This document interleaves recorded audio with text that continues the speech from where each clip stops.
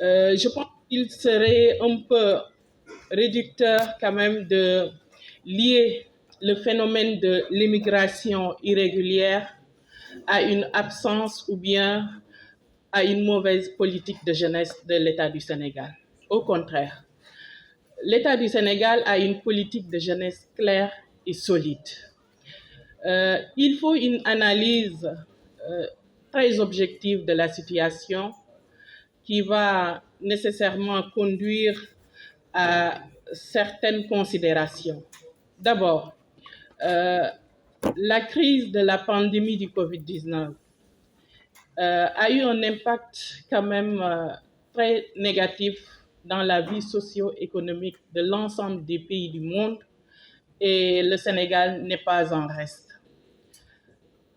Notre pays, son économie en tout cas, est en mode confinement depuis le mois de mars. Et comme vous le savez, le secteur informel qui, à 97%, porte l'économie sénégalaise, constitue en tout cas le bras rapide, le bras armé rapide qui booste l'économie sénégalaise. Et 90% de ce secteur informel-là constituent les candidats à l'immigration, qu'elle soit régulière ou irrégulière. Ici ajoute maintenant le fameux Eldorado qu'on a vendu à la jeunesse africaine. Parce que ce qu'il ne faut pas oublier aujourd'hui, c'est que ce phénomène n'est pas propre au Sénégal. Déjà au mois de septembre, on décomptait 1600 jeunes de nationalités différentes qui avaient envahi les côtes européennes.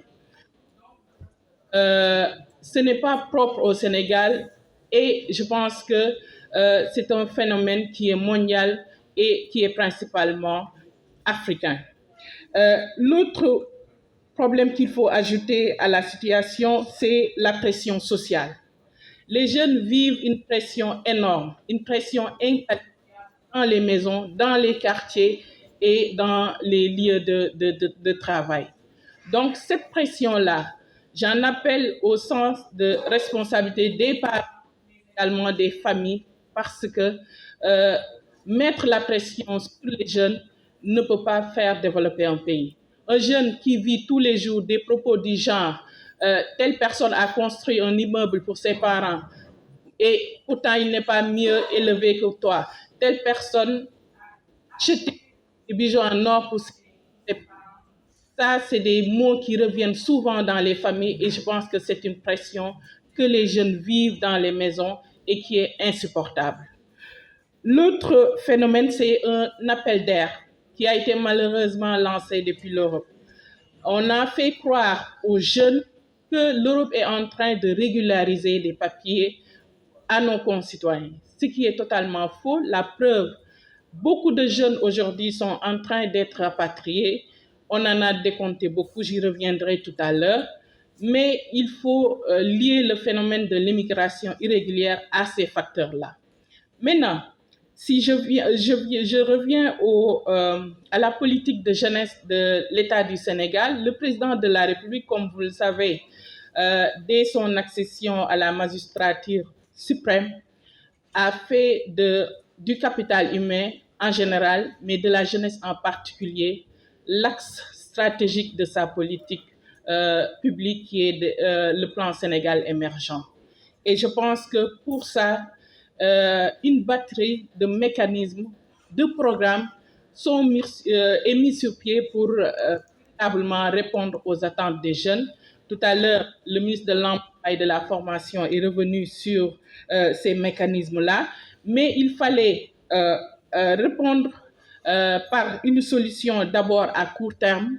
À court terme, le président de la République a mis sur pied l'ADER, qui est la délégation à l'entrepreneuriat rapide. Et comme vous le savez, des financements ont été octroyés aux jeunes. Notre politique de jeunesse a changé la vie de bien des jeunes du Sénégal. Et dans ces financements de l'ADER a financé à hauteur de 57,8 milliards. Et pour ça, beaucoup de jeunes ont été touchés. Des financements directs à hauteur de 95, des financements directs au nombre de 95 000 jeunes et des financements indirects avec 105 000 jeunes qui ont été touchés. Donc, dans le cadre de l'entrepreneuriat, des efforts ont été faits. Également, pour les solutions à court terme, le président de la République a pensé à des réformes. Et ces réformes ont conduit véritablement à la dissolution des agences qui intervenaient dans le domaine de l'emploi et de l'employabilité des jeunes. C'est ce qui a conduit à la création de l'ANPEJ. L'ANPEJ qui œuvre dans la promotion de l'employabilité des jeunes. Mais ce qu'on ignore, c'est que l'ANPEJ également a des programmes qui œuvrent dans la lutte contre l'immigration irrégulière. Si je prends l'exemple du programme Réussir au Sénégal, rien que pour ce programme, un montant de 6 milliards a été fixé là-bas pour véritablement lutter contre l'immigration irrégulière par des programmes de renforcement des capacités des jeunes dans les domaines de l'élevage, de l'agriculture, mais également dans les domaines des nouvelles technologies. Le programme également projet de renforcement de l'auto-emploi avec 240 000 euros. Le programme d'appui à la formation professionnelle, 350 000 euros. Et 16 centres d'incubation ont été construits dans le pays et ça vise à former les jeunes dans les métiers de la menuiserie et de la transformation. Et pour ne citer que cela, il y a une batterie quand même de programmes au niveau de l'ANPEJ qui lutte spécialement contre l'immigration irrégulière. Donc, la vision de jeunesse du président Macky Sall est très claire, que ça soit dans le domaine de la formation, dans le domaine des financements, parce qu'on a misé sur le triptyque formation, financement et emploi. Et ça a donné des résultats très positifs.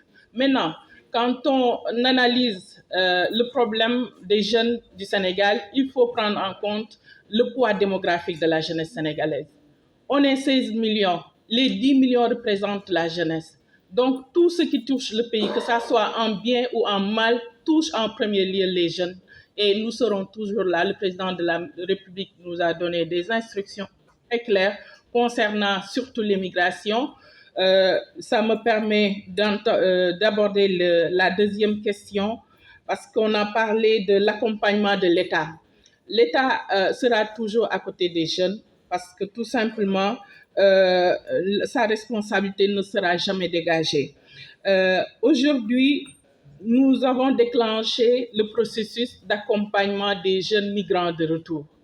D'abord par le recensement, les a recensés. Pour le moment, ils sont... Et ce recensement-là, l'ADER va suivre la formation professionnelle, mais également l'ANPEJ pour les accompagner en formation et en financement.